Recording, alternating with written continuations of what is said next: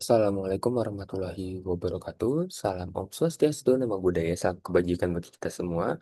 Perkenalkan nama saya Aryo Jody Pamungkas dengan NIM 1030123002114 dari kelas Manajemen Project IF 47 gabungan 03. Pada kesempatan kali ini saya akan menjelaskan mengenai infografis yang telah saya buat.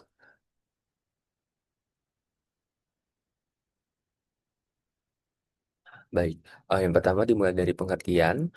Pengertian dari manajemen Project TIK. Jadi, pengertian dari Project TIK adalah suatu proses perencanaan, pengaturan, kepemimpinan, dan juga pengendalian dari suatu proyek oleh para anggotanya dengan memanfaatkan sumber daya seoptimal mungkin untuk mencapai sasaran yang telah ditentukan. Lalu bagaimana sih karakteristiknya? Karakteristiknya bersifat sementara, membutuhkan sumber daya dari berbagai bidang. Lalu juga memerlukan perencanaan, lalu juga dia mempunyai target yang objektif dan harus dicapai, lalu dia juga melibatkan sumber daya yang terbatas. Nah, organisasinya itu yang pertama adalah organisasi dari organisasi fungsional, yang kedua adalah organisasi project, yang ketiga adalah organisasi matrix yang terdiri dari weak matrix, balance matrix, dan strong matrix. Di sini saya akan menjelaskan yang pertama dari weak matrix, yaitu dia dia itu akan mengelola beberapa dari karakteristik organisasi fungsional dan peran dari seorang PM. Dia bakal menjadi koordinator. Lalu di sini ada balance matrix yang dimana di sini tuh akan mengenal apa saja kebutuhan dari PM tersebut, tetapi tidak ada. Tuh. Lalu yang terakhir adalah strong matrix. Di sini dia itu em,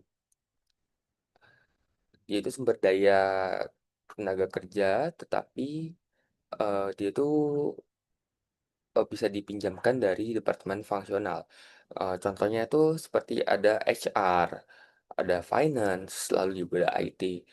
Yang tujuannya itu untuk apa? Ya tujuannya untuk mengerjakan sebuah proyek. Lalu di sini ada proses. Yang pertama adalah initiating atau inisiasi, yaitu dia itu akan menentukan tujuan dari proyek.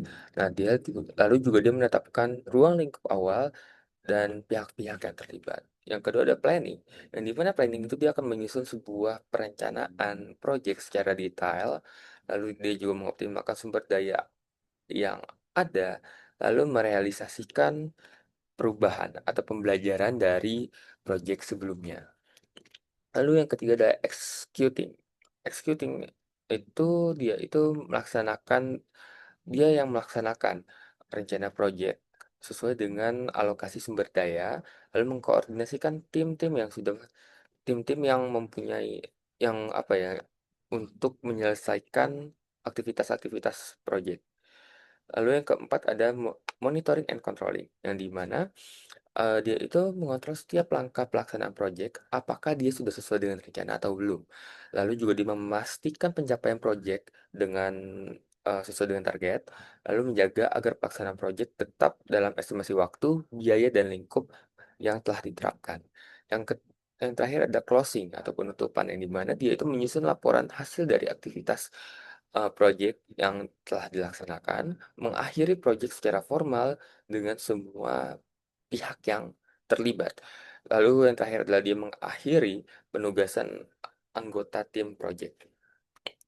Lalu di sini apa sih perbedaan dari project dengan operasional? Yang pertama, project dia itu mendukung kebutuhan organisasi. Yang kedua, dia mempunyai sifat sementara dan unik. Yang ketiga, dia berhenti ketika tujuannya sudah tercapai.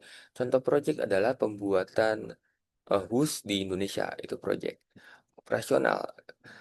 Lalu operasional itu apa? Operasional itu perbedaannya apa dengan project? Operasional, yang pertama, tercapainya beberapa tujuan dari organisasi. Yang kedua, terus-menerus dan berulang. Yang ketiga itu dia tidak akan berhenti. Misalkan, eee, operasional itu apa? Misalkan, operasionalnya adalah, eee, pengecekan rutinitas toilet, misalkan. Lalu, tools apa aja sih yang digunakan dalam manajemen proyek TIK? Yang pertama ada Microsoft Teams, lalu ada TypeTalk, Zoom, dan Slack. Sertifikasi pada manajemen proyek TIK yang pertama adalah organisasi internasional bagi para manajer proyek, eee, bagi manajer proyek, nanti dia akan menerbitkan sebuah sertifikasinya.